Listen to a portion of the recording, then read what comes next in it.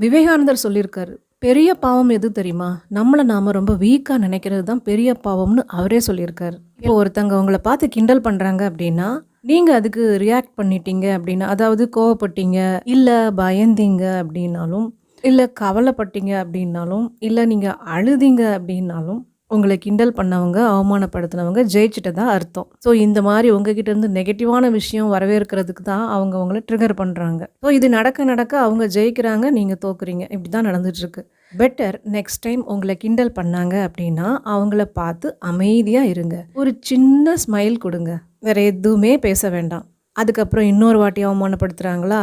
எப்ப அவங்க அவமானப்படுத்தினாலும் அமைதியா இருங்க. சைலன்ட்டா இருந்து ஒரு சின்ன ஸ்மைல் மட்டும் குடுங்க. 5, 6 வாட்டி இப்படி பண்ணிட்டீங்கன்னா, அதுக்கப்புறம் உங்கள கிண்டல் பண்றதுக்கு அவங்களுக்கு தோணாது. என்னடா இவன் எத பண்ணாலுமே அமைதியா இருக்கிறான். இவன கிண்டல் பண்றது, இல்ல அவமானப்படுத்துறது எல்லாம் வேஸ்ட்டுங்கிறது அவங்களுக்கு ரியலைஸ் பண்ணிப்பாங்க. அப்போ உங்கள கிண்டல் பண்றத நிறுத்திடுவாங்க. இதுல இன்னொரு விஷயம் நீங்க கவனிக்கணும். ஒருத்தங்க நம்மள கிண்டல் பண்றாங்க அப்படின்னா, நாம ஏதோ ஒரு விஷயத்துல வீக்கா இருக்கோம்னு அர்த்தம். அந்த விஷயத்துல நாம நம்மள ப்ரௌடா நினைச்சிட்டோம் அப்படின்னா, பெருமையா நினைக்கிற அளவுக்கு நம்மள கொண்டு வந்துட்டோம் அப்படின்னா, அதுல கொஞ்சம் ஒர்க் அவுட் பண்ணணும். என்ன விஷயம் ஆனாலும் சரி. பாடி ஷேமிங் பண்றாங்களா, இல்ல படிப்புல கிண்டல் பண்றாங்களா, இல்ல எந்த ஒரு விஷயத்துல அவங்க நம்மள கிண்டல் பண்ணாலும், அதுல நம்மளோட ஃபோக்கஸ காட்டணும். நம்மளோட ஸ்ட்ரெங்த்த காட்டணும். இன்னும் கொஞ்சம் எஃபர்ட் போடணும். உட்காந்து அழுறதோ, கோவப்படுறதோ, இல்ல பயப்படுறதோ யூஸே கிடையாது.